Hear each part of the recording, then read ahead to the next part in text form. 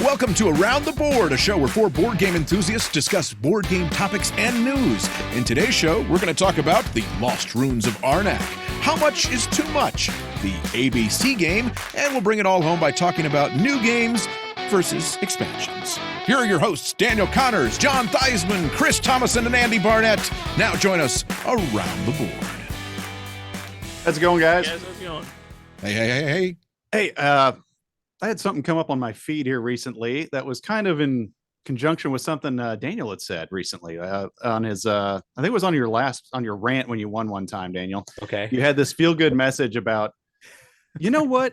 If you want to join a board game group and you have one friend that plays games, get together with that friend, and then you can go on with your friends' friends or whatever and build up your group. And before you know it, you'll have this great board game group, which sounded great. Great advice. Great advice. Sounded awesome. Except someone got murdered. Well, not quite. But I wanted to shout a little bit of warning out there because this was a real testimonial from somebody that has been doing exactly that. They've been getting together with their friends, and then it kind of, they want to expand their groups. They're going with friends of friends and people they maybe just kind of know from work or what have you. And they're saying, hey, would you and your wife like to come over for board game night? And if you're not a gamer, sometimes you might misinterpret what coming over for board games might mean. So, if you're not a gamer, you're thinking, do they really expect us to come over there and play Scrabble and Monopoly for 8 hours? Or yeah. Or is there going to be some swapping going on or something of that nature? So they've been rather appalled about the expectations some of their guests have had when they arrive. So just a little word of caution out there to you. So maybe put the brakes on that. I saw that comment as soon as Did you you? started the story. I was like, oh my gosh, I know what he's talking about. Yeah. That's insane. Like, That I'm is. like, is that person even telling the truth? Like, whoever says, hey, you want to play board games? Oh yeah. Oh wait, you actually meant board games? Like, Yeah. What? Come on, that's ridiculous. It's on the internet.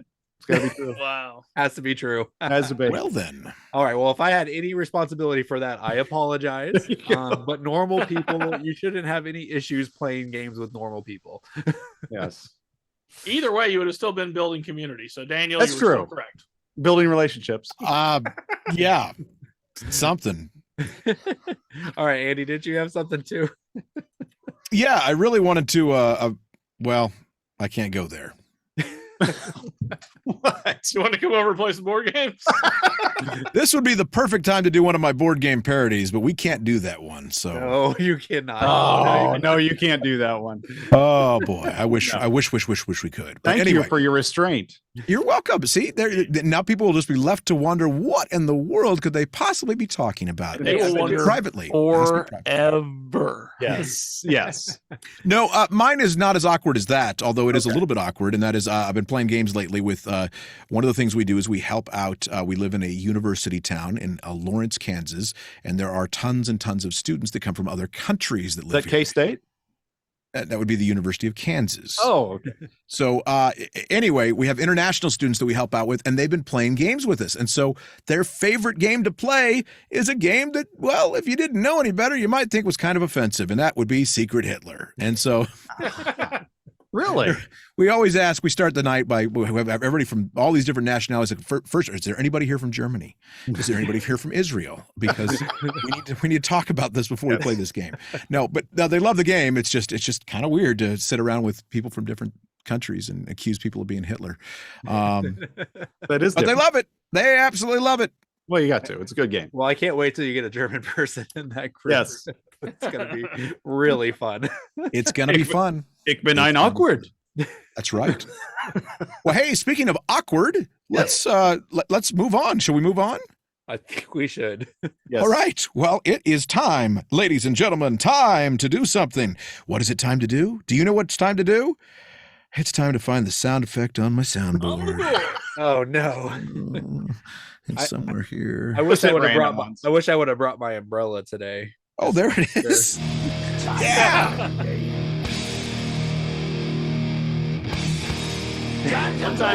One time. That's right, it's time to play the game. Around the Board is all about debating different topics within tabletop gaming in 4 unique segments, each hosted by one of us. A behind-the-scenes judge will award points at the end of the show. Whomever has the most points will sit on their soapbox and talk about whatever they want. They can pontificate, they can bloviate, they can be crowning themselves the king of nothing. Now, it's time to play the game, and as mentioned, it is divided into 4 segments, or what we like to call rounds. Round 1, fight! All right, guys. Well, the first round, we're going to talk about a board game. Shocker. Yes. All right. Well, today we are going to talk about Lost Ruins of Arnak. It's a 1 to 4 player game. It says 30 to 120 minutes. I suppose if it's a solo game, maybe it takes 30 minutes. Otherwise, 120 is probably more appropriate. Ages 12 and up. Lost Ruins of Arnak combines deck building and worker placement in a game of exploration, resource management, and discovery. It's illustrated by, oh my gosh, I'm so sorry, guys. I'm reading the teleprompter. I can barely say Chris's name.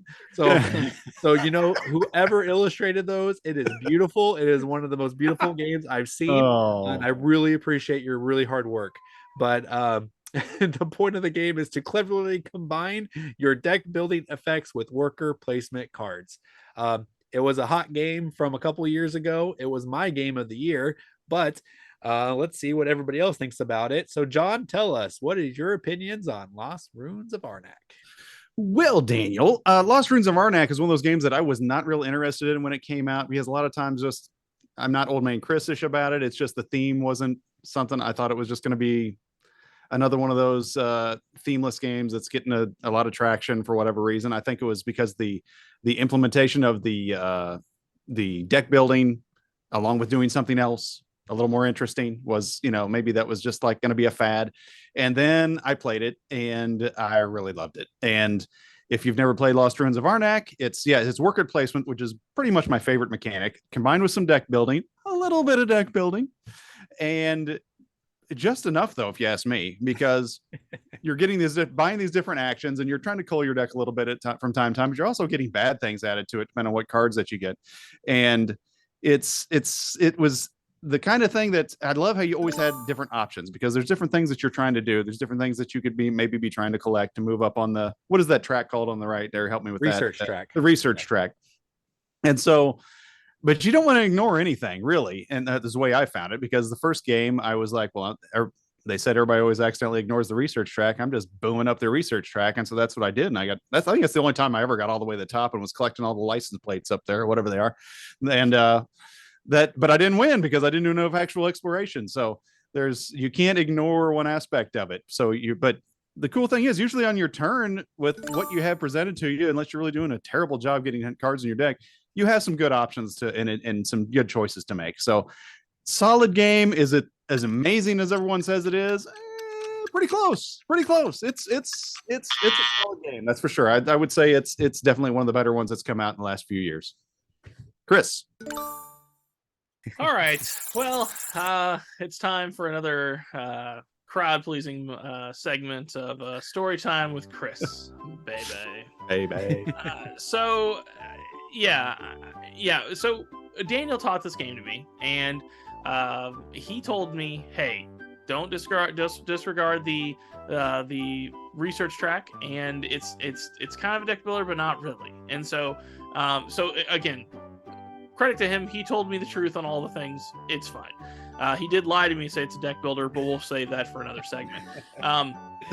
So I decided to try to play Dominion and just build like the best deck, and the whole idea of, I'll let them kind of do a little stuff now, and then I'll just go nuts at the end and come up out of the rear, right?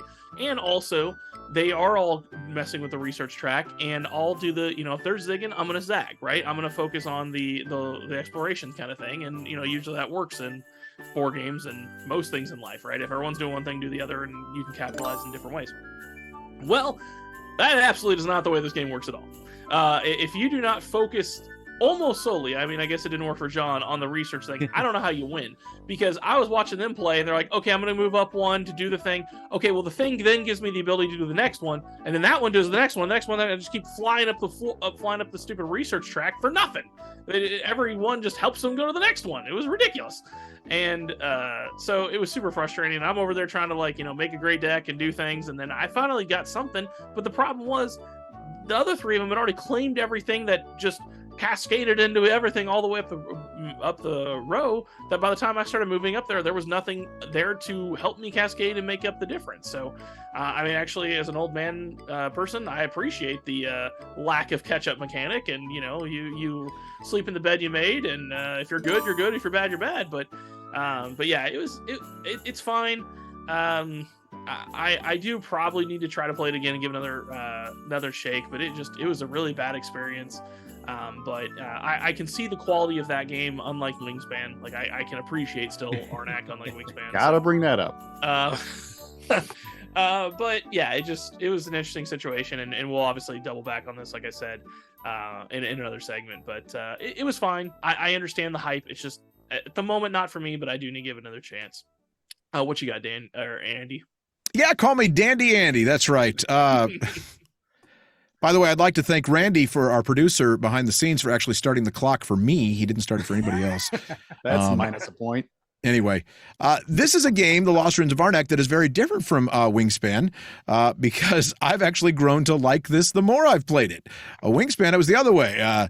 This one, I didn't at first. I was like, And the more I've played it, the more I really like this game. It's kind of funny because it just doesn't usually work that way with me. It's usually I get excited about a game, I go buy it, decide later that it's just okay. But I've rarely had a bad experience with Lost Ruins of Arnak. It's got some variability. Daniel, strangely, never told me to worry about the track on the side. Maybe that's just because he's a jerk to me. But no, he did, I think. I think that's the first thing he says to everybody. And yeah, you have to balance that, but it's not the only thing. It really isn't. I feel like there's a lot of variability there. You can go after more of the monsters to defeat. You can move further up into different places to explore. You can grab the items. I thought all the different item cards were unique. It is not a true deck builder in the sense that you're really not going through your deck very fast. You may go through it a couple of times throughout the game. So I hate to even call it a deck builder, but it's got that mechanic to it where you can kind of get cards out of your deck and do more with it. I would say that what I enjoyed about it is it's thinky, but not too thinky. And what I mean by that is you can actually think about what you're doing and also pay attention to what your opponents are doing and try and play defensively. So you can kind of get an idea of what they're doing based on what resources they're collecting and where they are on the track on the side and where they're going to try and go up next. And you're trying to race up that track because if you get to a certain spot, you get bonuses if you get there before the other person. So that's kind of unique, and I like that. I like the ability to play defensively and offensively a little bit. It's got a little bit of that. A lot of people say it's very similar to Dune Imperium. Yeah, it's got some of the same mechanics. Very different games, though, as far as feels, in my opinion. If I want more conflict, I'll play Dune Imperium, which is a great game as well. But Arnak, it's a winner for me. Cool. Awesome. Sounds great. All right, guys. Well, Lost Ruins of Arnak was my game of the year. The year it came out, I believe it was 2020, maybe 2021. And it was one of those games that comes around every couple of years, and that is like where it reinvents or revitalizes a mechanic. So when Dominion came out, 15 years ago, it kind of busted onto the scene. No one's seen it before. They were super excited, and after that, they started to evolve the deck building mechanic. Well, I think Lost Ruins of Arnak is that game that actually kind of takes deck building and merges it to worker placement and takes it to a whole new level. So two kind of like played out mechanics now merge together. And I think that's what's so cool about this game is how those two work so well together. The theme of this game also shines. We've talked about theme before, about how it really helps bring a game together. Well, this is another perfect example of how the exploration into the jungle helps. Like if you're going down the river, you need to play a boat. If you are going deep into the forest, you need to play a plane. So the thematics of it really helps you build that understanding of the game and how things are needed. So one of the things I really enjoy about the game, though, is its puzzleness. It is very puzzly and trying to figure out how to best utilize your turns. So you know that you need to get to the end of the track. You also know that you need to defeat certain monsters. And you can look down at your resources, you can look at the cards in your hand, and you can say, how am I going to merge these three things together to feed off of each other? So Chris said he didn't, one of his issues was that as the track progressed, things started getting taken away. Yeah, they did, but there's always stuff there. Even if there's a one-time bonus there that's no longer there, there's still a bonus. And trying to get up that track to get to the permanent bonus can help you then go to one of the locations, which then will help you defeat the monster at that location. It's just a wonderful game that you get to sit there, put all the pieces of the puzzle together in your head. And beyond that, it has just changed the way we view deck building and worker placement as those two got merged together. It's a beautiful marriage of the two. And I love Lost Ruins of Arnak. But just to clarify, it's not a deck builder. So we're going to get into that a little bit later because it definitely is a deck builder. No, it's not. Yeah, it is. To build a deck, you have to go through the deck. We'll get into that later. Later. No, we will. But I do gotta say this: just because a mechanic, just because you're jumping ahead, We're gonna do it later. Let's talk about Lost Ruins. Do it live. Chris, all right, Chris. Exactly. I always seem like I'm busting Chris's chops whenever he doesn't like a game that I like, but it seems like you're blaming the game for your bad strategy going into the game because you can't. What do they say? I guess they do say don't hate the player, hate the game. So I guess that's what you're doing. But I mean, wise words indeed. I thought I was doing what people usually ignore, and that would win me the game, and it didn't. It's just not. But then to also talk about Daniel, what he just said, that was the sense I got from is how you can, if you plan it right, how you can piggyback off different things and like, boom, then I can do this, then over here, I can do this, then I'll be able to get this monster. And then when I get that stuff, I can move on to this track.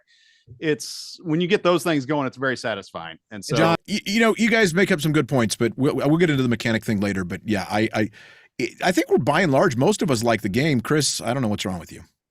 I do need to play that Dune Imperium though, because you'll like it.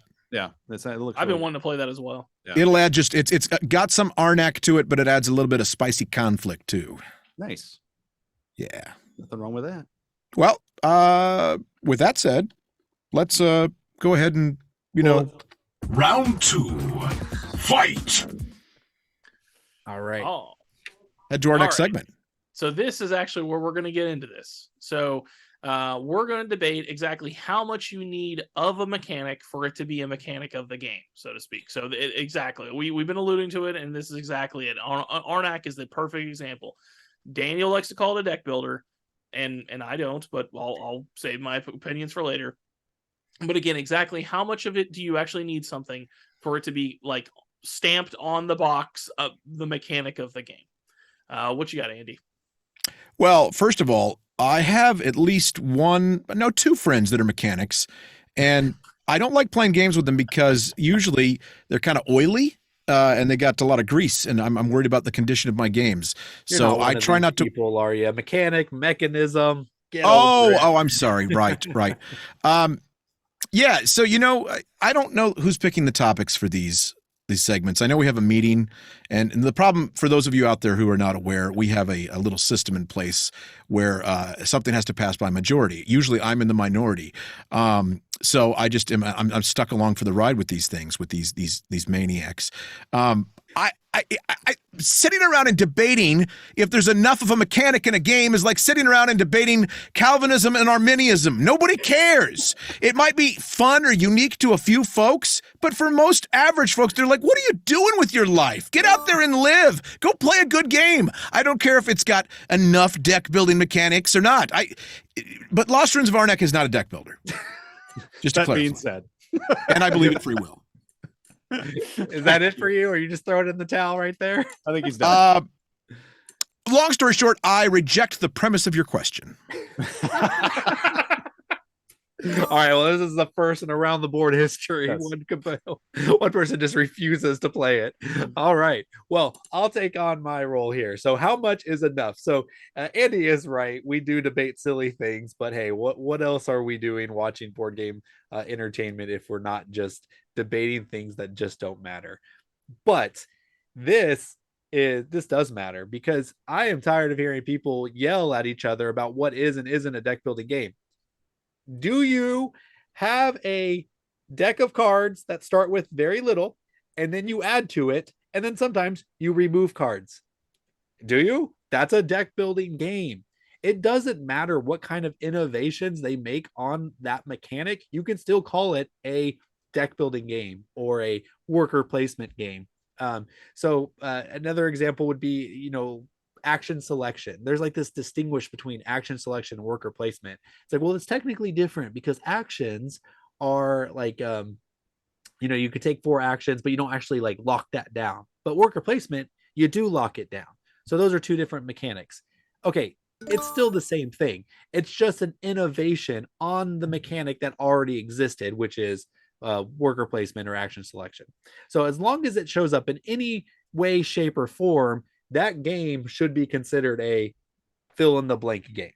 Lost Ruins of Arnak is the prime example, the perfect example. Don't ruin a game's description just because it innovated on something, and don't add, like, Board Game Geek has like 500 keywords for types of games. That's ridiculous too. Let's be concise, and the meaning is going to be there regardless of how much of it is in there. So that's my frustration on it. So John, what do you have?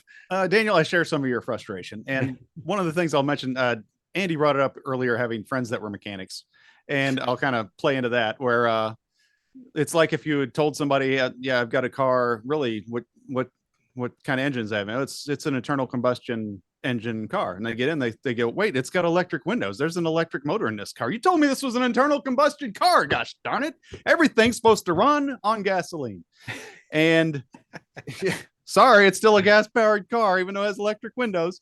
And then what was the other thing? What did Chris say about it? Now I can't remember. And monkeys might fly out of my butt after we do.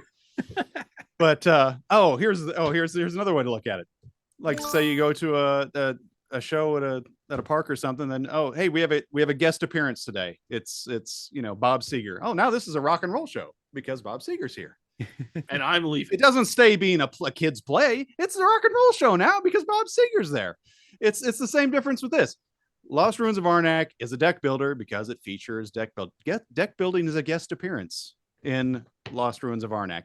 It's not going to be the same kind of deck building you do in Dominion, obviously, because that's all you're doing. You have to have time for all this other stuff. You can't have all this time dedicated just to deck building in this game because you have all these other things you're trying to do, getting up these tracks or whatnot. So but then another part of me is like Andy, or I'm like, who really cares? Somebody else doesn't think it's a deck builder. I'm not gonna, completely lose my lunch over it. But at the same time, for someone to vehemently say it's not a deck builder is just as ridiculous, because it has deck building elements. Like Daniel said, you have a deck that you start with, you're adding to it, you're pulling from it, you're using it throughout the game. That must mean I'm doing my job. I got my booze. So John, did you just say Bob Seger showed up at your kid's musical? Yeah, how about that? Showed up at the play. Really? All right, Chris, what do you have? That's weird. It's weird. So earlier I said I would leave if it turned into a Bob Seger show. That's actually Bob Seger's awesome. I don't know where that name came from. Yeah. It was random. It was. Name is banned for an extra 5 points. So Silver bullet band. That's right. For me, I actually don't care. But you know who needs to care? The publishers. Because if you say it's a deck builder and it's not, that's false advertising. And I will find someone like Saul Goodman to sue you. Because I do care. That was a lie. It's ridiculous. Like, for example, a game that is a deck builder and not just Dominion is El Dorado.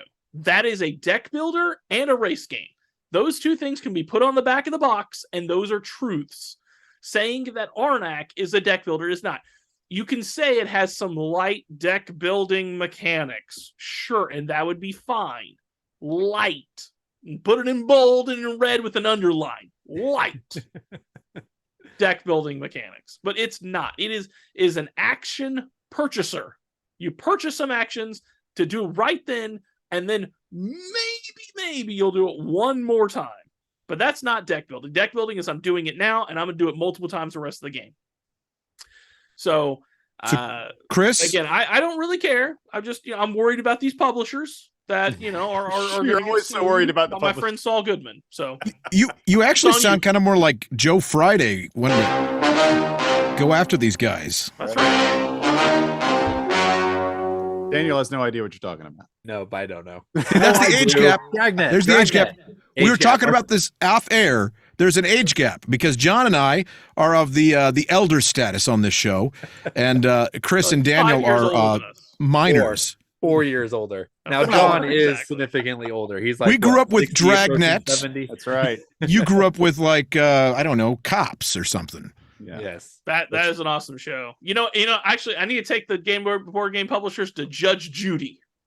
That's what I need to do. Hashtag not a sponsor. Please be one. Judge Judy, please be a sponsor. That would be amazing. Yes. New sponsor next week, Judge Judy. Exactly. There you Isn't go. she? Didn't she run for office or something? I don't know. No, you're thinking of Should. Dr. Oz. Yes. Oh. He is currently running for office. Jerry They are Springer. Jerry they are Springer often also ran confused. for office, I think. Ah. Yeah, I think he did, actually. You're right. Oh, All right. Does that wrap up that one, I think? That does. All right, we're done. Throw in the towel. All right. Please let us know what you think about it down in the comments Yes. below. Or if you think about it at all. Maybe you don't think about it at all, but maybe you will now because now you think it's something that gamers should think about. So Right. any And if of you those want to things. start a if you clash wanna- action, a lawsuit against these publishers, put it in the comments and we will put it together. We're gonna get a class action lawsuit because Andy keeps using For these sound slander bites. All right, Oops. but you know who's not gonna sue us? This sponsor. There you go. The year's 2914. All that's left is us. And those beasts. I say us, but you know what I mean. Some of us. The rest were all taken. Some say it's a religious thing. Me, I don't know. What I do know is this. Nearly 25% of Earth's population disappeared overnight.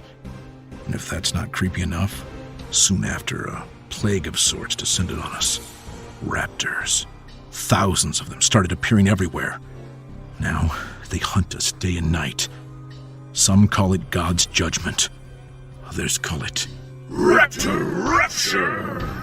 Join your friends in this post-apocalyptic tabletop adventure for 1 to 5 players. Will you survive the night? Will you meet your maker? Will the raptors feast on your flesh? Roll the dice and find out. Raptor Rapture, coming soon to Kickstarter.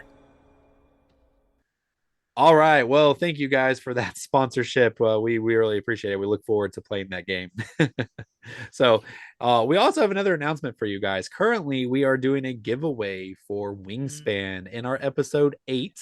If you listen to that, if you put a comment in episode 8 and subscribe to our channel, you will have a chance to win Wingspan. For exact details, you're going to want to go over to episode 8 and take a look at that. Also, you can take a look at one of the shorts that we made that also explains it as well. So yeah, we'll look forward to that, and good luck. All you got to do is comment and subscribe, right? That's right, on episode 8. Yes. All right. And speaking of comments, Speaking of comments, let's go to our correspondent in the field who has this comment. Well, thank you, gentlemen. Today I have a comment from episode 4 about Gen Con, and this is from Thane Woods. He says, "Dear Around the Board, nice episode, guys. You are really starting to find your groove. Well, except for Daniel, who keeps taking over all the segments. Get better, Daniel. Get better, Daniel." That's it. Thank you. Yeah, Daniel, you need to learn how to shut up. I get it. it's not the kidding. first time. Problem He's with that for a hijacked at while. least one of my segments, so it's Yes. valid. That's You all right. hard to screw kick up me out one several time and you become the guy that can't get it right. That's right. That's right. Well, speaking of Power the guy the that can't get internet it and right, television combined.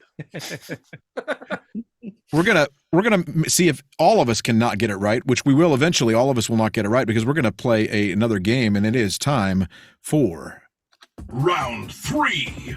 Fight! Yeah, this segment is interesting. It's a new one, brand new game. You know, we've played, of course, Play Shelf Tray. We've played Random Task. This one is called the Alphabet Game. Well, we start with ABC. We go all the way to Z. The letters of the alphabet are fun for you and me. I found that clip and I just had to include it. Sorry, guys. It was just ridiculous. I feel like I was watching TV with my children. That's right. It's welcome to the kids show, everybody. I mean, we are family friendly. We are. So in this round, the way things are going to work, we're going to play a little game. Okay. We go around the board trying to name board games. We'll start with a letter. We will continue alphabetically. You'll have to name a game that starts with that. So we're not going to start at A, but for an example, I might say A, and I have A, so I say Azul.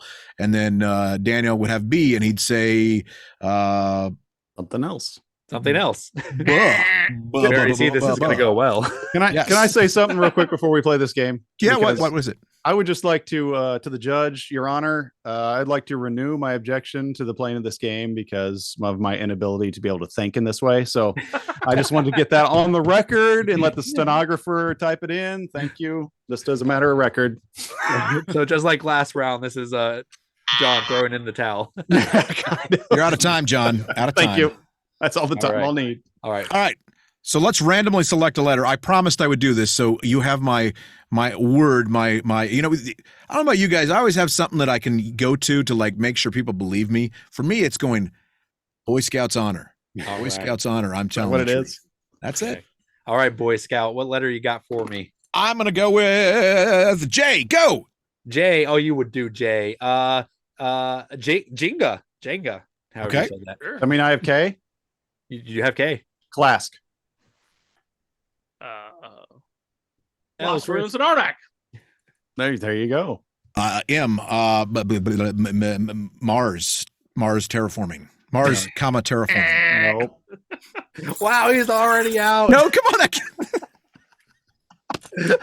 All right, do you have one? What? You have one?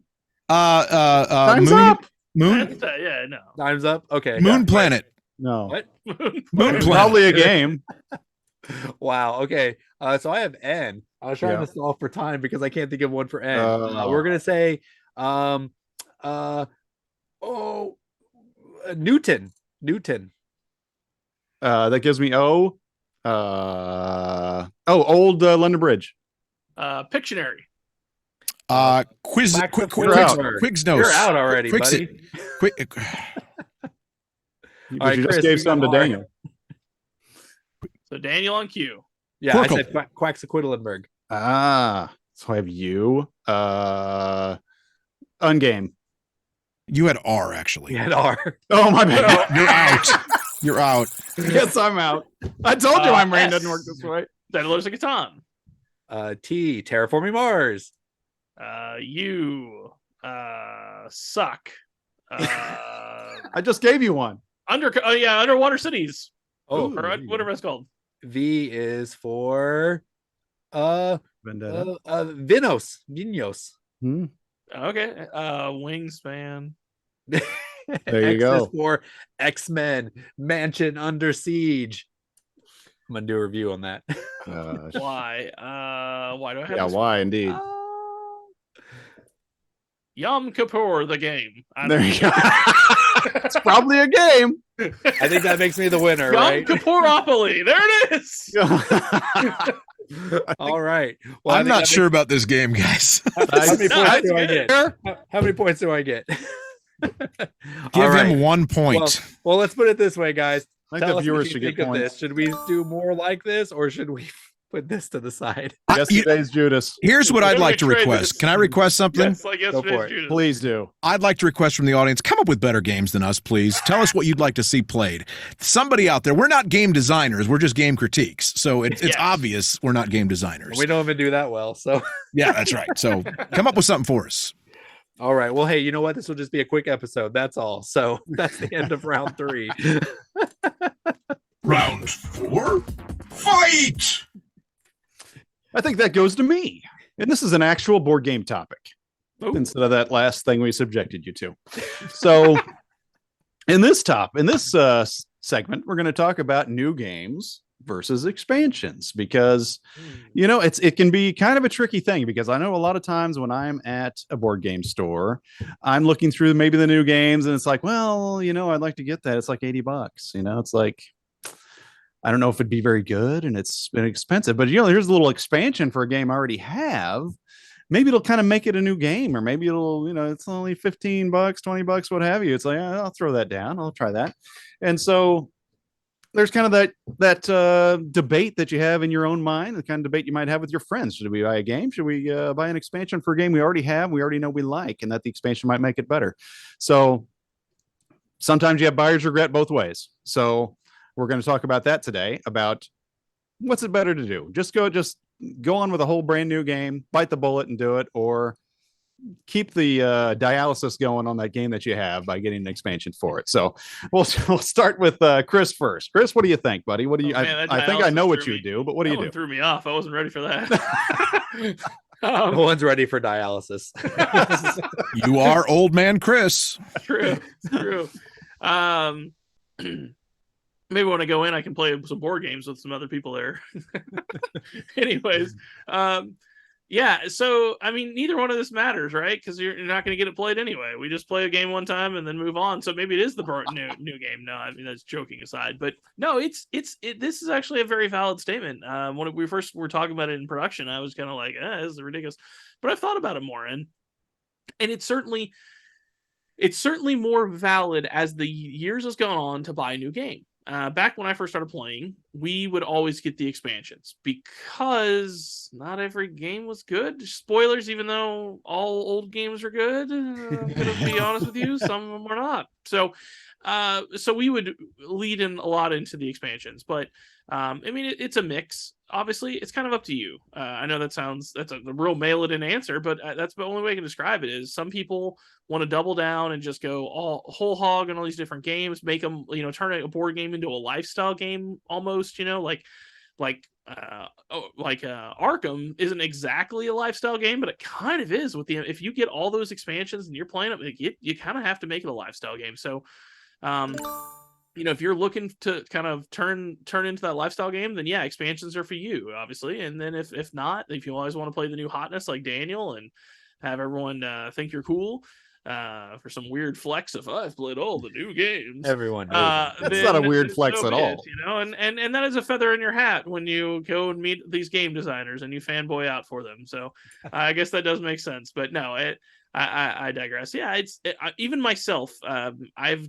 It's changed for myself as time goes on. I was get all the expansions. I have Runebound. It's a very old, interesting roll and move, but there's still some strategy to it. Fantasy game, but it definitely shows its age, but I still like it. But I have all the expansions for it because that's kind of how I played back then. But with modern games, I honestly just kind of buy the base game and play it, and then when I'm done with it, I just move on and play something else. So, I mean, for me, I guess if I have to pick one, it's going to be buy a new game instead of the expansion. But I do love the games where you love it that much that expansion just takes to the next level and you just can't get enough of it. So that's where I'm at. What do you think about this one, Andy?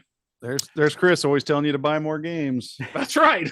So first of all, I want to thank Chris. I want to give him, if we could talk to our judge, I'd like to give him an extra point because he got to bash Daniel and now I don't have to waste time doing it. So bravo, sir. Bravo. By and large, I play the base game a lot more than I play expansions. Usually, if it's a good game, the base game has sold me and I don't need the expansion. Now, I know some people will say that, wow, there's must-have expansions for games and it changes it completely. If you haven't sold me with the base game, the chances that I'm going to go out and buy your expansion, probably slim to none. I will say there are occasional expansions that improve things slightly, but they were already really good games to begin with. So, for instance, one that I feel like is a necessity, Prelude for Terraforming Mars. It expedites the game a little bit. It was already a fantastic game, but Prelude's a good one to have on hand. And there are some good expansions, but what's interesting to me though is so many times expansions are kind of like sequels to movies, right? I mean, do you really want to go see Jaws 18? Was Back to the Future 3 really necessary? TBD, and nobody, still not determined, and it's been out for 25, 30 years. I will announce, though, that because of expansions and the joy of expansions in our industry, we are proud to announce that Codenames Around the Board is coming soon. Oh, really? Around the board, as is Munchkin Around the Board. So you can look forward to those coming to a game store near you. I'm super excited about that. And with that... And Around the Board Marvel. around the group. Yeah, absolutely. Just two IPs, not even a game. The other thing is there are some expansions that actually make the games worse. 100%. I can't think of them off the top of my head, but seconds left. I know they exist. All right. See, I'm done ahead of time. To you. All right. So new games or expansion. I have this reputation of being the one that buys all the new games. I can tell you this. At the end of the year, whenever they do the top 100 or top 10s of the year, I can barely get 10 games that I've played that year. I do not always buy the new games, but I do buy a lot of games. And one of the reasons is because I buy a lot of expansions. So now you would think like what Chris said was accurate though. Expansions does make something a lifestyle game. And the expansions that are really good are ones that are card based. So Marvel Champions, Marvel Legendary, I spend way too much money on those expansions that constantly come out. But those are the ones that you need. You want that new infusion of cards.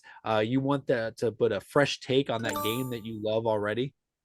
And that's the whole point of expansions. Now, You're a sucker. I am a sucker. But now I will say, if it's a Euro game, I'm not a big fan of expansions there. I think expansions on a Euro games are just complete waste of time and money. You got this game you enjoy, play that game. You're not going to play it enough to make the expansion even worthwhile unless it fixes something. But if it fixes something, I've already tossed it out anyways. So the other reason expansions are great and more preferable is because I don't have any more shelf space. So I do need to buy expansions if I want to keep infusing freshness into my collection, because it just doesn't fit anywhere. And if it doesn't fit, that means I have to get rid of something else. And that's just tragic. So we have to avoid that. So new games are great. I love them. But despite what Chris will tell you, I'm not all about the new games. I'm also about expansions. So there you go. John, where do you lie on this debate? That monkeys might fly out of my butt. Oh, whatever.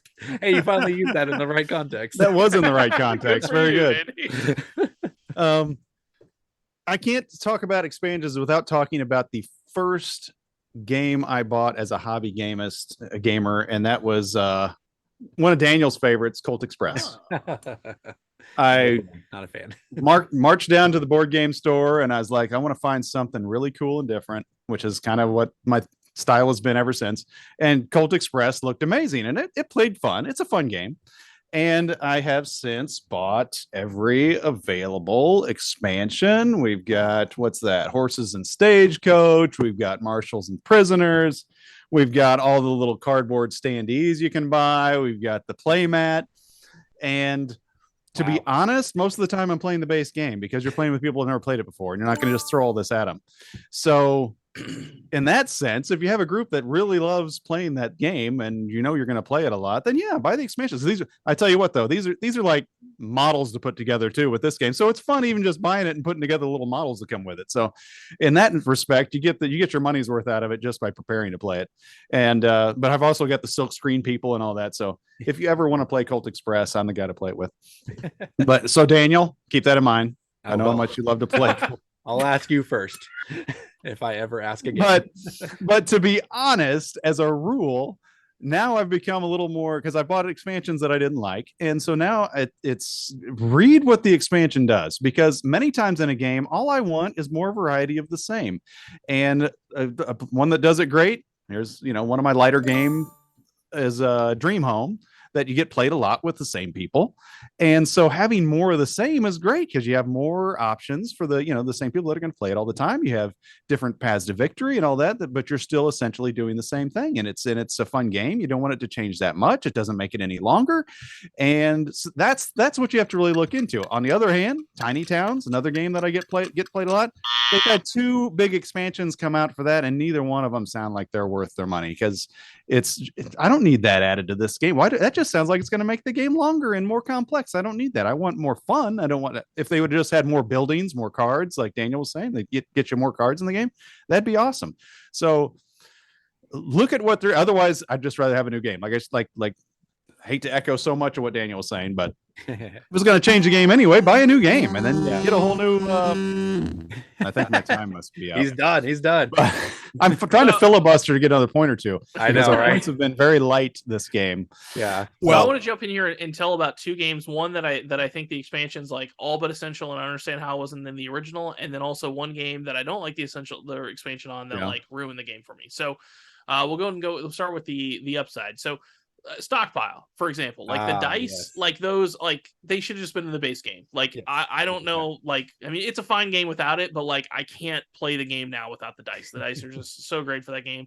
The game's already fantastic, but I haven't played much of the other expansions. I've heard kind of mixed reviews on those, but we're gonna play that because I love that expansion so much. Those dice are chef kiss for that game. And then the other one is this is a old school game, and it's right here. When I first started playing, I started playing like with this game. And we had never, and I think Cities Nights was out by the time I found the game, but we started with this, and then we're like, this is cool. And then we got Seafarers, and that's cool.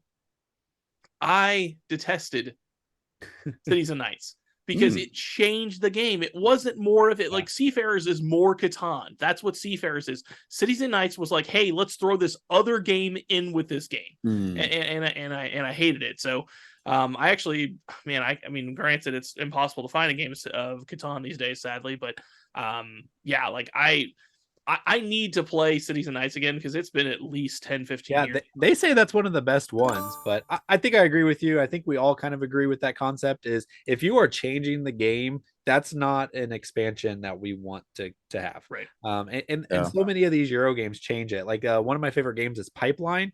And I know it has an expansion, and I'm terrified to get it. And I don't think I will get it because I'm like, what else are you going to do? Right. It's about building pipes. I literally don't need anything else to be added. Do I need to buy a second pipes?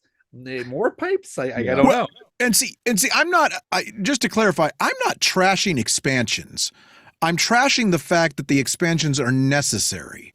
And what I mean by that is, if it really is going to make the game that much better, include it in the base game. Get it right. Take your time with the game and put out a good product as opposed to just throwing something out and going, we'll add an expansion later. Yeah. And there's so many cash grabs in this industry, which, it's capitalism. I'm fine with that. But, like I mentioned a couple of them, and I don't want to completely trash those publishers of those games, but, it just gets frustrating when it's just like, here, I'll trash one that we can all trash and agree upon. Monopoly. There's how many thousands and thousands of versions of Monopoly can you have? Yeah. It's just so stupid. Yeah, but Monopoly Gamer is good though. Yeah. There you go. Oh, Andy, actually, I bet you're going to get a real test about this. Nobody brought it up, but that's expansions and Kickstarters. You went all in on that He-Man I did. Pledge.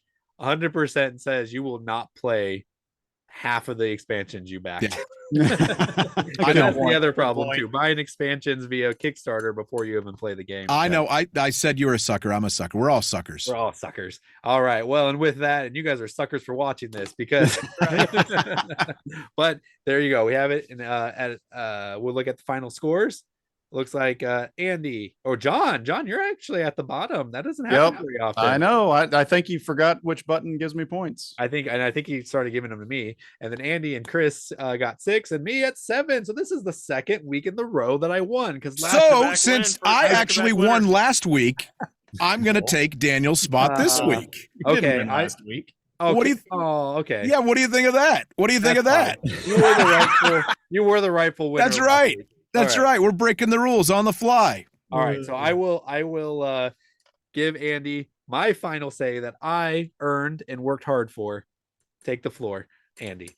Well, according to the teleprompter, I am the winner. I ended up with the most points. And because of that, all these losers get to listen to me for the next few minutes. What am I going to talk about? I don't know.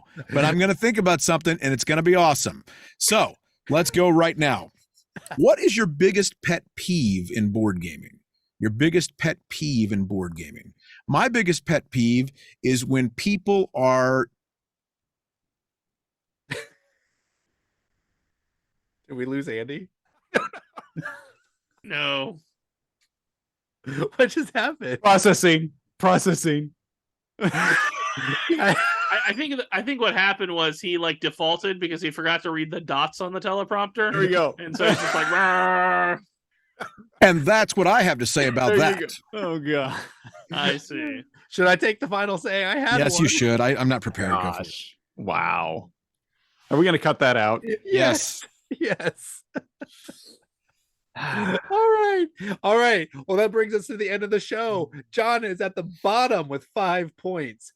Andy and Chris are at 6. And for the second week in the row, me, Daniel, is the rightful winner. Back So to sit back. I back. think it's our first back-to-back winner. It is. That's First right. back-to-back champs.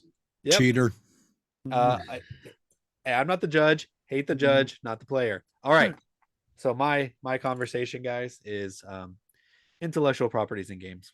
We've talked about that on the show before, and I don't know if you guys know this, but I really enjoy Marvel. It is my joy in life. I've been collecting comics since 3rd grade, and it is as much part of me as almost anything else. So anytime you see a game that's being rethemed to Marvel and you think, oh, another Marvel game, zip it.